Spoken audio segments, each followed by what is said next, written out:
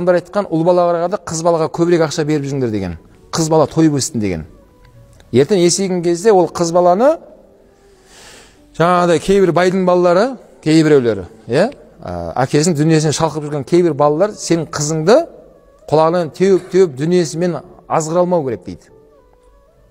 Яғни ол қыздың санасында сол баланың дүниесі жай болып қалу керек сен әкесіне салыстырғанда дейді. Қыз демалды керек қой балаға. Дүние деген мынандай болады, берге біздің мысалы көрсетемін дүние қандай болатынын. Деп қыз демалды керек ондай балаларға ше. Сөзі ол жігітті дүниемен болмай қалды, қой бұл қыздың ойлаған дүние емес екен ғой деп біліммен, тақуалықпен келсе, қыз мүмкін келісім береді сөзі. Сөзі жігіттерді түсінеді. Қыз баланы дүниемен сындыра алмайтынын білу керек. Ол үшін қыз бала ойланбастан менің әкем бай деп айту үшін әке немен айналысу керек?